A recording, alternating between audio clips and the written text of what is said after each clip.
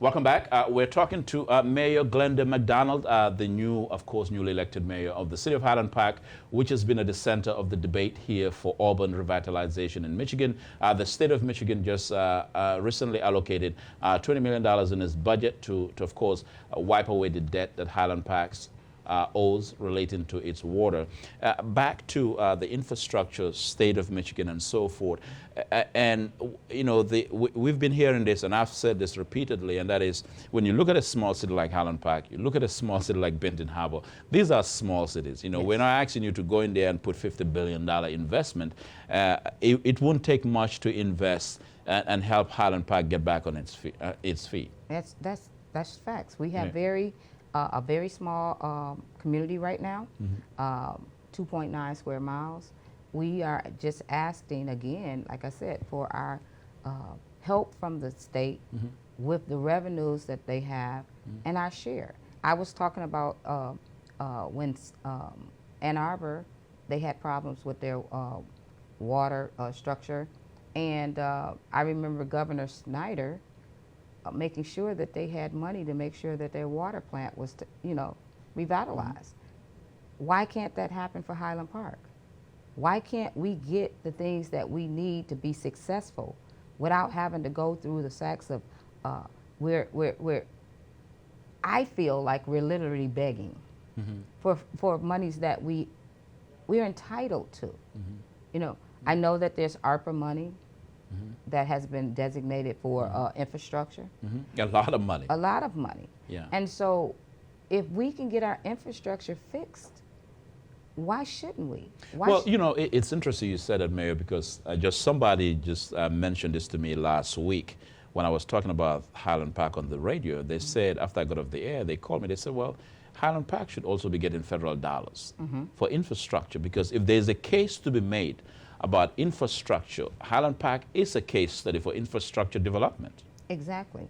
We knew that our pipes were 100 years old. Some were 100 years old. And that had to be fixed. So how do we do that? How do we do that if our revenue is only taken in from property taxes, $7 million, $9 million, something like that a year? How do we fix that? Unless we take out loans or unless we look for grants. But if there's funds for that, why can't we be entitled to do that?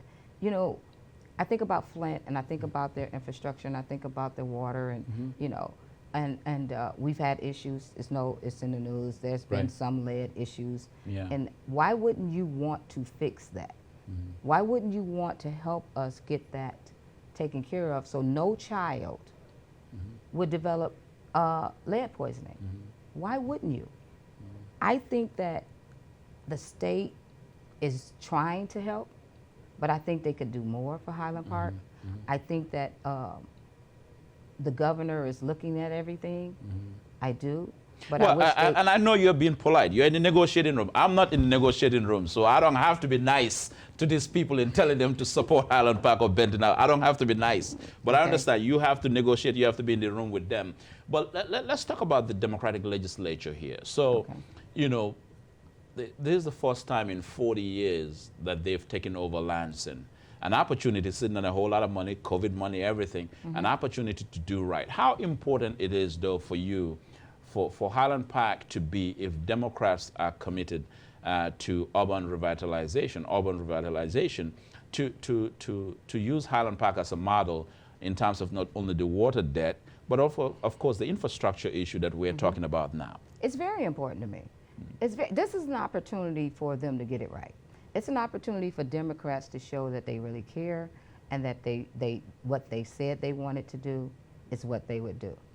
Highland Park is a Democratic city, okay? We do have, you know, other parties, but it's predominantly Democratic. Yes, it is. This is an opportunity to step up and say, we are Democrats, we support Democrats, and we're going to help this Democratic city get back on their feet.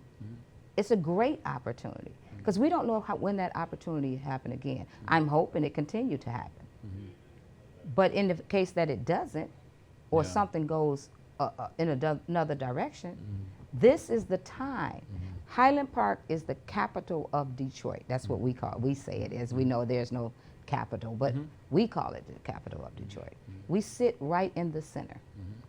Everybody sees us going from downtown all the way to Pontiac. Why wouldn't you want us to shine? Why wouldn't you want that to be a statement piece? You see what I'm saying? Why? Why do we have to continue to ask for these things that I think that we're entitled to? And it's not just Democrats, even though we're in charge right now. But still, why? Why should African American children have to worry about drinking water in this day, in 2023, that has lead in it? Why? When there's billions of dollars to prevent that. See, I'm an educator, so I'm passionate about children.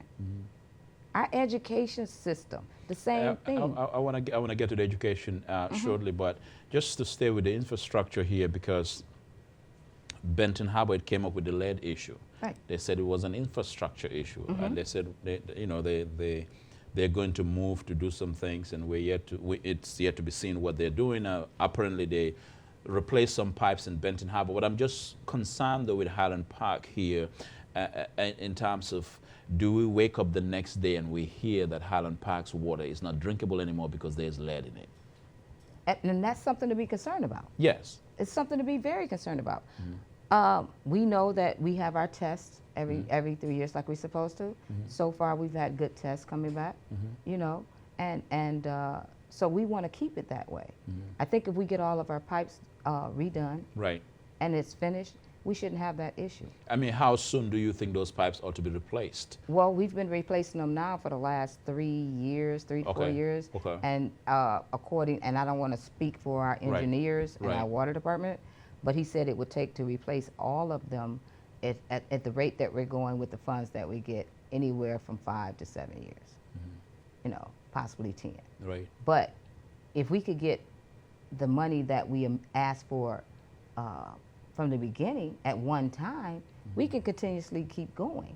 But we have to stop, apply, wait for a response, wait to see if we're going to get any funding for it, and then go forward. So that's you know, putting us in a stalemate at this point. That's putting us at a place where, okay, we hope we get this grant, we hope we get these funds, but we've been ordered to replace our lead lines. We've been ordered, in order for us to move forward in any other way with our plant, we have to replace all of our lead lines. So what has the state done in that regard? Because I'm thinking after Benton Harbor, which was a red flag, well, Flint should have been the red flag, the biggest red flag, but we saw what happened in Flint. We saw it in Benton Harbor in a different way, that this would have been actually a major red flag, ensuring that, you know, cities like Highland Park and others, in fact, do not fall in the same line. Did the Highland Park, did the city get a call from the state after Benton Harbor? I cannot respond to that because again, you I've were been not in 120 days. I can't answer that question. But has the question of pipes, replacing pipes, have you had those conversations with the state since you've been mayor? Not directly, but I can say that our engineers are consistently in But the contact. state is aware that, in fact, we could wake up tomorrow and then, you know, have the kind of reaction, have the kind of the situation that happened in Benton Harbor happen in Highland Park. I would assume. I can't Yeah. say per se, Yeah. but I would assume they know. Again, I don't want to go in and speak out of turn on things that I do not know. But I'm quite sure if there's evidence of it, then we have that. I just feel like sometimes, you know, sometimes we see the state playing catch up and trying to respond when the building's already on fire, instead of trying to put out the fire here. I mean, do you wait for Highland Park to be the next Benton Harbor on lead water crisis, or do you go ahead and say, hold on, let's allocate some funds right here, infrastructure funds, to replace all those leads right away? I mean, there's no reason why that cannot be done by the state government. I assume you're correct. Let's talk about the water debt, and I'll do education with you in the next segment, because I want to talk about education for Highland Park.